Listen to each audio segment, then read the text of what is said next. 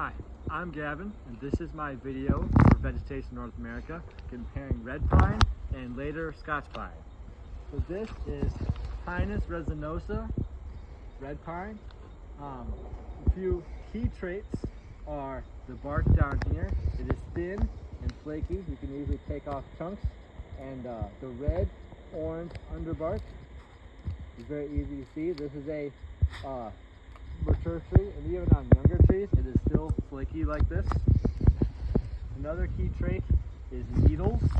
The needles come in fascicles of 2. These are connected in fascicles of 2, and they're long. These are about 3 to 4 inches long, and needle length is quite obvious up on the top of the canopy, and has a lot of a puffball form. A large majority of the leaves are all on the top of the tree.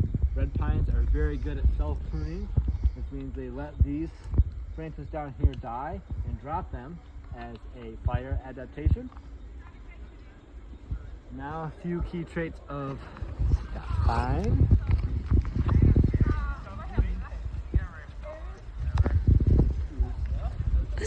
So this is Pinus sylvestris, this is Scotch pine. This bark also has a similar gray coloration, but has a lot deeper fissures, and this underbark is closer to orange, and it's much more sturdy. It's harder to break off. So the easiest thing to tell in this one is that it has a lot deeper fissures than the red pine. If we look up, it also has a lot more of a puffball form, but as you see, there's a lot more branches still on this tree. And one thing that's typical of Scotch pine, but not this one, is that they're generally quite crooked and not nice form. So if we look at that one right over there, that is very crooked compared to these very straight red pine to the right. Even more so in a lot of other sites, Scotch pine are like shrubs. They grow very crooked, and they don't grow in nice form, and are not good for saw timber. Most of the time they're just a pulpwood product. Another key trait is that these are in fascicles of 2 as well, where they have this twisting that is very characteristic of Scotch pine, and the needles are much shorter compared to red pine, which is over here.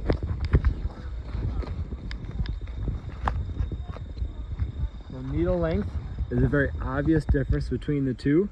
You can see that the Scotch pine needles are maybe a half to a third of the length of the red pine needles, and the red pine needles are very stout, and they're flexible just the same as this, but they're very stout, and these have the twisting. So if you have needles, look at length and look at how thick they are and if they twist at all. If they're straight, stout, 3 to 4 inches long, it is Pinus resinosa, red pine, and if they are twisting and short, they are Pinus sylvestris, Scotch pine.